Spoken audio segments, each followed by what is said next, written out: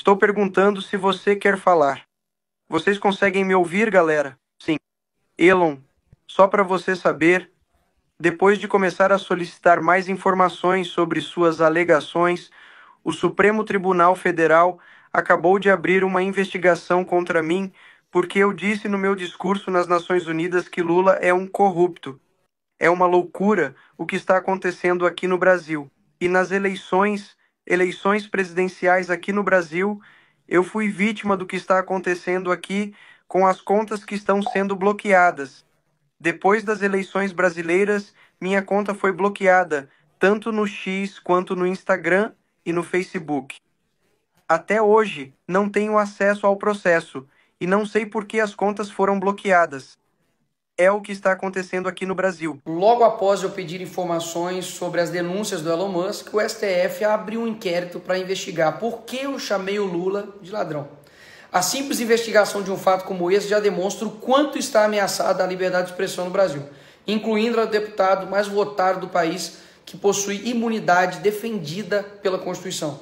Imagine como vai ser com um simples cidadão brasileiro que não pode chamar um político condenado em 3 instâncias de ladrão e envolvido até o pescoço em caso de corrupção. Hoje sou eu, amanhã é você. Está ficando cada vez mais difícil de esconder as atrocidades, as aberrações, as violações a direitos humanos, direitos fundamentais como o direito à liberdade de expressão, o direito de falar o que você pensa.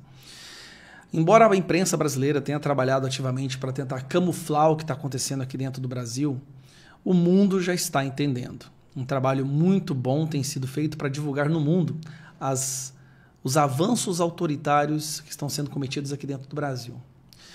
E hoje saiu uma notícia, na verdade, os arquivos da troca de e-mails de membros do Twitter, na época, desde 2020 para cá, foram liberados e mostram um escândalo gigantesco. Vamos lembrar o que são os Twitter Files. Nos Estados Unidos, assim que o Elon Musk assumiu a liderança do Twitter, comprou o Twitter, ele liberou os e-mails que haviam sido trocados entre membros do governo, CEO, diretores do Twitter, funcionários do Twitter, que mostrava que havia uma interferência direta nessa plataforma para censurar a direita, conservadores e apoiadores do Donald Trump. Bom, já tem um tempo que a gente está pedindo para que os e-mails do Twitter do Brasil também fossem liberados, e aí eles acabaram de ser. Então nós estamos diante do Twitter Files Brasil. Eu acabei de ver essa postagem aqui no Space Liberdade e vou ler para você, tá? Bomba. Jornalista americano Schellenberger revela através de Twitter Files Brasil que Alexandre de Moraes exigiu ilegalmente que o Twitter revelasse detalhes pessoais sobre usuários do Twitter que usaram hashtag de que ele não gostou. Exigiu acesso aos dados internos do Twitter em violação da política do Twitter. Procurou censurar unilateralmente postagens no Twitter de membros efetivos do Congresso Brasileiro. Procurou transformar as políticas de moderação de conteúdo do Twitter em uma arma contra apoiadores do então brasileiro, contra os apoiadores do então presidente Jair Bolsonaro. E aí vamos lá na página do jornalista, né? Nessa página do jornalista, tava lá. Ele é um jornalista, já ganhou, é um vendedor best-seller de livros, já ganhou, cadê que falou aqui, ó, Time of Hero, herói do meio ambiente, já ganhou um prêmio de Dow, jornalismo Dow, então é um cara renomado. Ele soltou esta matéria aqui, ó. Aqui já tem uns comentários sobre a matéria dele, né? Bomba, TSE tentou coagir Twitter a espionar cidadãos por ele, tornando-se braço investigativo do órgão, monitorando certas hashtags e repassando os dados de quem as usava. O consórcio entre Estado e o oligopólio das Big Techs é o que se chama Complexo Industrial da Censura. A matéria é essa daqui, que vocês estão vendo, olha. Eu vou colocar na parte já traduzida, aqui embaixo. Essa aqui é a tradução. O Brasil está envolvido em uma ampla repressão à liberdade de expressão liderada por um juiz da Suprema Corte chamado Alexandre de Moraes. De Moraes colocou pessoas na prisão sem julgamento por coisas que postaram nas redes sociais. Ele exigiu a remoção de usuários das plataformas de mídia social e exigiu a censura de postagens específicas, sem dar aos usuários qualquer direito de recurso ou mesmo direito de ver as provas apresentadas contra eles. Agora, os arquivos do Twitter, divulgados aqui pela primeira vez, revelam que Moraes e o Tribunal Superior Eleitoral que ele controlava estavam envolvidos em uma clara tentativa de minar a democracia no Brasil. Eles... Bom, ele, né? Exigiu ilegalmente que o Twitter revelasse detalhes. É aquela lista que eu li para vocês agorinha, né? Os arquivos mostram as origens da demanda do judiciário brasileiro por poderes de censura abrangente, o uso da censura pelo tribunal para interferência eleitoral antidemocrática e o nascimento do complexo industrial da censura no Brasil. Algo que nós estamos divulgando no mundo inteiro. Em 14 de fevereiro de 2020, o consultor jurídico do Twitter no Brasil, Rafael Batista, enviou um e-mail aos seus colegas para descrever uma audiência no Congresso sobre desinformação e notícia falsa. Batista revelou que os membros do Congresso brasileiro solicitavam ao Twitter o conteúdo das mensagens trocadas por alguns usuários via DM, bem como o registro de login, entre outras informações. Batista disse: estamos resistindo às solicitações que eram ilegais porque elas não atendem aos requisitos legais do Marco Civil, da Lei Brasileira da Internet, para divulgação de registro de usuários. Batista observou que alguns usuários conservadores do Twitter recorreram ao Supremo Tribunal depois de saberem pela mídia que o Congresso estava tentando obter seus IPs e conteúdos de DM. Diante disso, o Supremo Tribunal Federal concedeu liminar suspendendo a exigência devido ao descumprimento de requisitos legais. O Supremo Tribunal Federal e Tribunal Superior Eleitoral do Brasil, 7 ministros compõem o Supremo Tribunal Eleitoral do Brasil. 3 desses ministros também são membros do Supremo Tribunal Federal. Um deles, Alexandre de Moraes, preside o TSE. Aqui estão os antecedentes da ascensão do complexo industrial de censura no Brasil. Aí ele fala como é que foi que aconteceu, né? O Batista enviou, olha aqui, no 27 de janeiro, o Batista enviou seus colegas sobre a política de investigação contra ele, se recusando a dar informação pessoal dos usuários para a Procuradoria de São Paulo. Então, o cara foi perseguido pela Justiça Brasileira porque ele não fez uma coisa que eles estavam pedindo que ele fizesse, porque era ilegal o que eles estavam pedindo. Vou traduzir esse aqui, vamos lá. Esses aqui são todos e-mails, tá? Que foram trocados.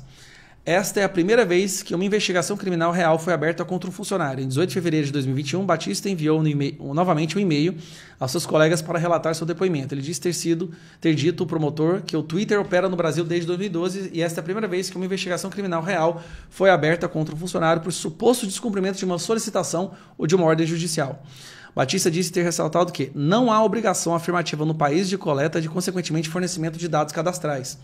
Além disso, a Lei Brasileira de Privacidade da Internet, que é o Marco Civil, entendidos como nome completo, que é o Marco Civil, abrange apenas endereço físico, qualificações pessoais, entendidos como nome completo, estado civil e profissão. Nenhuma delas coletada pelo Twitter.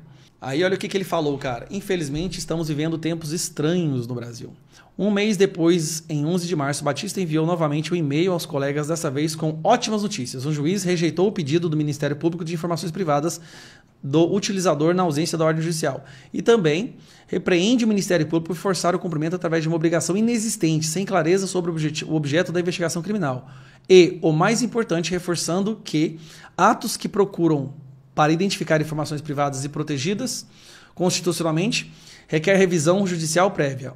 Um colega de Batista, Regina Lima, respondeu seu e-mail dizendo: o que o Rafa esqueceu de mencionar é que o funcionário ameaçado aqui era ele. O assunto continuou a se agravar de forma perigosa e sua resiliência durante todo o processo foi incrível. Ela acrescentou: infelizmente estamos vivendo tempos estranhos no Brasil.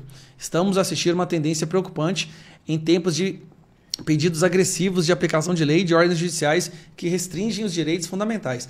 Lembrando que nessa época aqui, o Twitter era dominado por gente de esquerda. O povo de esquerda estava chocado com o que estava acontecendo.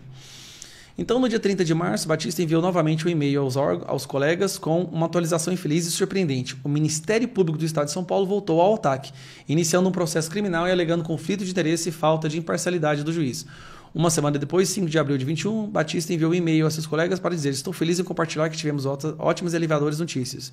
O Tribunal Criminal rejeitou preliminarmente as acusações contra mim, principalmente porque não foi possível identificar qualquer elemento de crime na minha conduta. A decisão se deu porque o Twitter não coleta dados cadastrais e ele explica um pouquinho do que está acontecendo, né? Desmascarar várias contas do Twitter. No mesmo e-mail, Batista observou que o Tribunal de São Paulo exigiu que o Twitter desmascarasse diversas contas do Twitter relacionadas a críticas supostas ofensas contra Fernando Capês, professor e político brasileiro, ex-deputado e atualmente secretário especial do Conselho de Consumidor de São Paulo, agência de proteção civil que foi réu em processo criminal. Recentemente, uma justiça federal apreendeu milhões de reais nas suas contas bancárias e os tweets estão relacionados a esses fatos. Portanto, iremos agir contra essa ordem judicial. A Corte Superior Brasileira no Brasil, controlado por Moraes, também exigiu que o Twitter revelasse as identidades dos usuários em 25 de outubro de 2021. O consultor jurídico sênior do Twitter, Rafael Batista, enviou um e-mail aos seus colegas informando que o TSE estava obrigando-nos a rastrear e desmascarar usuários que utilizassem hashtags específicas. Olha, perseguição por hashtag. O pedido do TSE era ilegal, observou Batista, e por isso o Twitter resistiria à ordem judicial. Batista disse que o Twitter iria reagir, porque não havia indícios de ilegalidade no uso de hashtags e porque o TSE exigia divulgação em massa indiscriminada de dados privados de usuários, o que caracteriza a violação de privacidade e demais garantias constitucionais. Direitos. Em 26 de dezembro de 2021, os tribunais do Brasil emitiram amplas exigências de censura. Um tribunal de apelação ordena que o Twitter remova globalmente, e não apenas no Brasil, URLs específicos relacionados ao reclamante. O tribunal alegou que os brasileiros poderiam encontrar outras formas de ver o conteúdo, como por meio de uma VPN, que mascara a localização do usuário. O tribunal também buscou conhecer a identidade de usuários que não estavam no Brasil. Em outro caso, o Twitter estava resistindo a uma liminar que concedia o fornecimento de dados para desmascarar 62 contas que retuitaram conteúdo original ilegal. Das 62 contas, 8 contas nem sequer estão localizadas no Brasil. A polícia sofre muita pressão do Tribunal Superior Eleitoral. Em março de 2022, o diretor jurídico do Twitter para a América Latina disse que se encontrou com um juiz, referindo-se a De Moraes. Ele disse que ficou surpreso ao encontrar ali a Polícia Federal e funcionários técnicos do tribunal trabalhando na investigação da hashtag. Cara, investigação de hashtag. O TSE pressionou por dados privados de usuários sob a justificativa de circunstâncias excepcionais e queria usar o Twitter como uma máquina de precognição de crimes para antecipar possíveis atividades ilegais. Meu Deus do céu, é o Minority Report. 2 meses depois, Gualda disse que a Polícia Federal está sob muita pressão do Tribunal Superior Eleitoral para fornecer resultados tangíveis para essa investigação. Lembrando que esse procedimento, a Polícia Federal está apoiando uma investigação que é conduzida pelo Tribunal Superior Eleitoral. Não, cara, o negócio está ficando escuro. Não há razão para que esse processo esteja sob sigilo legal. Antes das eleições presidenciais de 2022 no Brasil, o TSE fez exigências de censura para impedir que os cidadãos comentassem as políticas e procedimentos eleitorais.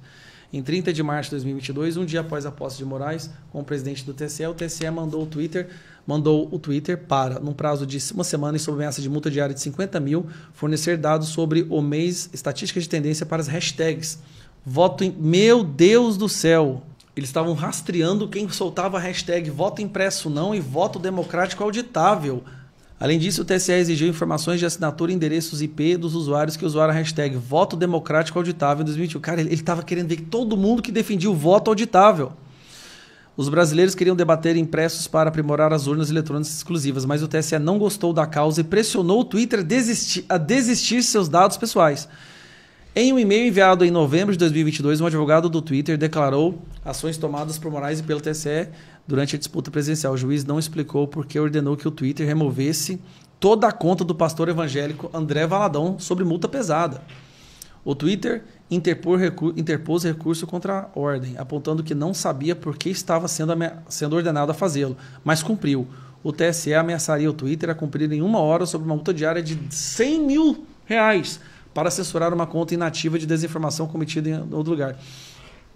O TSE também atacou os deputados eleitos Carla Zambelli e Marcel Van Hatten por suposta desinformação, ameaçando multa de R$150 mil. Se o Twitter não cumprisse dentro de 1 hora, o Twitter recuou, entre outras objeções, e argumentou que não há razão para que esse projeto esteja sob sigilo.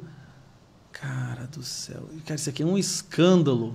Pedidos incomuns, obrigando-os a fornecer dados do usuário com base em menção de hashtag. Em 17 de agosto de 2022, um membro da equipe jurídica do Twitter enviou um e-mail aos grupos dizendo que o Twitter recebeu uma nova ordem judicial relativa a uma investigação com o objetivo de identificar indivíduos, grupos por trás de uma potencial coordenação de esforços para atacar as instituições e o sistema eleitoral em diversas plataformas. O próprio presidente Bolsonaro é investigado nesse processo.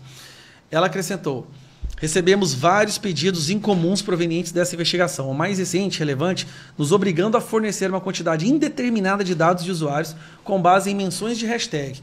As hashtags dizem respeito à mobilização em torno das eleições, que era pedindo voto impresso, né? E pedindo a prisão do Barroso. Barroso é o ex-presidente do TSE. De acordo com o relatório que temos atualmente, foram 182 tweets no período de interesse. Precisamos do conteúdo, identificadores de usuários respectivos, dados do BSI, o mais rápido possível. O pedido do TSE é claramente abusivo. Isso aqui são e-mails trocados entre os membros do Twitter, tá? O pedido do TSE é claramente abusivo. disse-nos o advogado e jurista brasileiro Hugo Freitas, quando questionando sobre a situação. Postar hashtags para promover mudanças legislativas é totalmente apropriado para uma democracia e não é crime previsto para a legislação brasileira.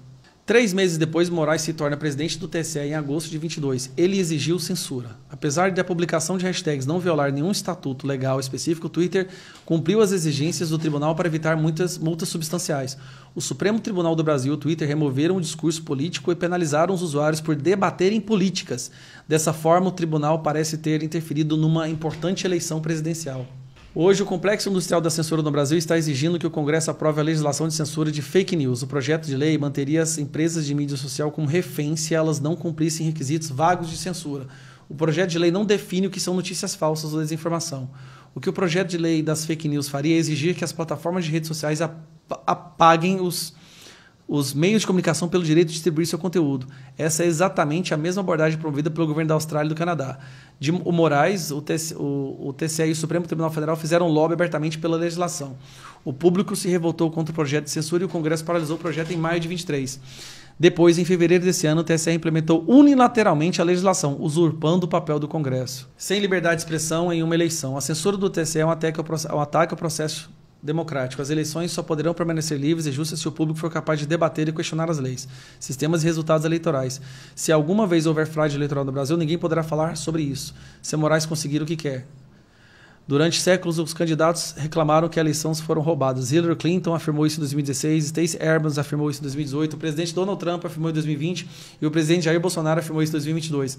O Moraes quer tornar tal discurso ilegal e punir as plataformas de redes sociais que não censurarem. Do céu. É isso aí, pessoal. Ficou longo, mas não vou nem dar opinião. Esses são e-mails do chefe, dos comandantes do Twitter no período eleitoral. Publicar o hashtag pedindo voto impresso virou crime. Não vou falar mais nada.